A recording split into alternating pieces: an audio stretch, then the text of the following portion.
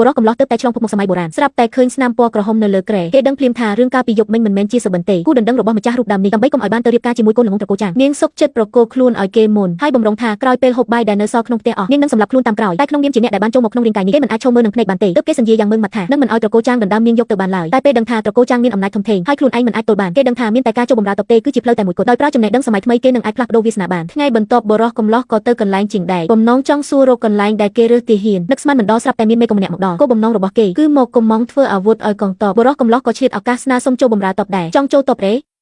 ឯងចេះអក្សរដែរទេចេះសរសេរនិងចេះគណនាលេខដែរមេកំពេលឮថាចេះអក្សរក៏ដកក្រដាសមួយសន្លឹកចេញពីក្នុងអាវហើយឲ្យបុរសកំឡោះអានឲ្យស្ដាប់នៅលើនោះសុទ្ធតែជាបញ្ជីឈ្មោះអាវុធយុទ្ធផនគេអានបានបន្តិចក៏ប្រគល់ត្រឡប់ទៅវិញព្រោះនេះជាឯកសារសម្ងាត់ឋានៈដូចជាគេមិនគួរមើលច្រើនពេកទេមេកំឃើញគេចេះដឹងខុសត្រូវក៏ពេញចិត្តយ៉ាងខ្លាំងចៃដន្យនៅបន្ទាយធីលីងកំពុងខ្វះអ្នកចេះអក្សរក៏ស្នើប្រាក់ខែ2ដំឡឹងអញ្ជើញគេឲ្យទៅធ្វើការជាមួយតែបុរសកំឡោះមិនចង់បានត្រឹមប៉ុណ្្នឹងទេលោកមេកងខ្ញុំមើលថាបើសម្រាប់ស្រូវបាន3នាក់នឹងបានឡើងតំណែងជាមេកងតូចមែនទេទាហានទាំង2នាក់ស្មានថាគេនិយាយលេងពួកស្រូវទាំងនោះកាចសាហាវណាស់សូម្បីតែពួកគាត់ឃើញហើយក៏មានតែរត់យកព្រះអាយុដែរបើឯងពិតជាអាចកាប់បាន3នាក់មែនអាចទៅបើករង្វាន់នៅបន្ទាយធីលីងបានភ្លាមនោះជាងដែកក៏យកដាវមួយដើមមកឲ្យបុរសកំឡោះដាវនេះដាំឡើយជារបស់ឪពុកគេតែគួរឲ្យស្ដាយគាត់ស្លាប់ចោលបាត់ទៅហើយឃើញកូនចង់ចូលតបក៏ប្រគល់របស់ម្ចាស់ដើមវិញទៅខណៈដែលបុរសកំឡោះកាន់ដាវទើបតែដល់ចេញពីកន្លែងជាងដែកស្រាប់តែមេភូមិស្រែកប្រាប់ថាតបសេះគោសម្ព័ន្ធរងមកដល់ហើយបើមិនរត់ទេច្បាស់ជាអស់ជីវិតហើយតែបុរសកំឡោះឃើញសាច់មកដល់មាត់គេសប្បាយចិត្តទៅវិញគេប្រាប់អ្នកភូមិមិនឲ្យភ័យគេមានវិធីទប់ទល់រួចគេក៏គូសផែនទីយុទ្ធសាស្ត្រនៅលើដីតបសេះរបស់ពួករងពូកែខាងជីសេះបើវាយគ្នានៅទីវាលអ្នកភូមិដែលគ្មានអាវុធក្នុងដៃច្បាស់ជាមិនអាចឈ្នះបានទេតែពេលនេះអាចប្រើផ្លូវក្នុងភូមិដែលតូចចង្អៀតនិងបត់បែនធ្វើឲ្យសេះរបស់ពួកវាពិបាកធ្វើចលនាឲ្យអ្នកភូមិពួនតាមកន្លែងកាច់ជ្រុងវាយបានក៏វាយ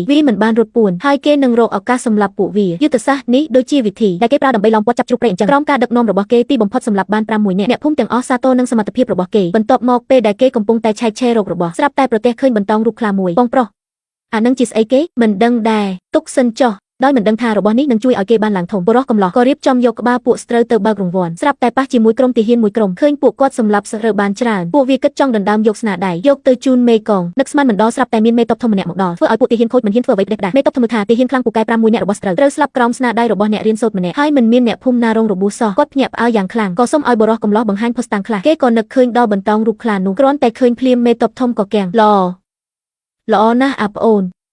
ឯងដឹងទេថាឯងបានសម្លាប់អ្នកណាខ្លះពួកនេះសុទ្ធតែជាទាហានពិសេសរបស់កងទ័ពឆ្កែចកខ្មៅម្នាក់ក្នុងដៃពួកវាធ្លាប់សម្លាប់ទាហានការពារព្រំដែនរាប់សិបនាក់ឯណោះបុរសកំឡោះនឹកស្មានមិនដល់ថាបានលៀបធំបែបនេះពេលមេតបសួរថាចង់បានរង្វាន់អ្វីគេក៏សម្រេចចិត្តសាកល្បងសុំត្រឹមតែធ្វើតាមច្បាប់ដែលប្រកាសថាសម្លាប់បាន3នាក់នឹងបានតំណែងជាមេកងតូចយល់ថាសំណុំពរមានតែប៉ុណ្ណឹងមេតបធំក៏ដកយកផ្លាកសញ្ញាចង្កេះរបស់ខ្លួនឲ្យបុរសកំឡោះយកទៅបន្ទាយធំដើម្បីជួបគាត់រួចគាត់ក៏ចេញដំណើរទៅមុនដំបូងគេមិនស្គាល់ថាផ្លាកសញ្ញានេះជាអ្វីទេអក្សរស៊ីឡុងវៃនេះជាអ្នកណាតែមេភូមិដែលភ្នែកវៃមើលដឹងថានេះគឺជាមេបញ្ជាការធំប្រចាំតំបន់ភាគខាងជើងដែលគ្រប់គ្រងកងទ័ពសេះដែកដ៏ខ្លាំងក្លាបំផុតបុរសកំឡោះពេលនេះមានក្នុងបង្អែកហើយក៏ប្រញាប់ត្រឡប់ទៅប្រាប់ប្រពន្ធពីរឿងដែលកើតឡើងនៅពេលថ្ងៃឲ្យតែបានបុណ្យស័ក្តិសូម្បីតែចៅវាយស្រុកក៏ត្រូវខ្លាចចិត្តគេ3ភាគដែរឲ្យនាងនៅផ្ទះកុំភ័យអីរងចាំដំណឹងល្អចុះថ្ងៃបន្ទាប់បុរសកំឡោះក៏យកក្បាលស្រូវទាំង5មួយទៅកាន់បន្ទាយធីលីងតែពេលដែលគេបំរុងនឹងដើរចូលទៅទាហានយាមទ្វារក៏ខាត់គេឃើញថាគេមកបើករង្វាន់ក៏កើតគំនិតចោទថាគេជាចាបុរសរបស់ស្រូវហើយចង់ចាប់ខ្លួនតែបុរសកំឡោះមិនទុកមុខឲ្យពួកចៃសង្គមនេះទេដកដាវកាប់ស្លាប់ម្នាក់ភ្លាមវាហ៊ានសម្លាប់គ្នាឯងចូលចាប់វាប៉ះបល់ហើយ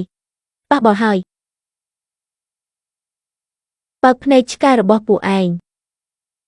មើលឲ្យច្បាស់ថានេះជាស្អី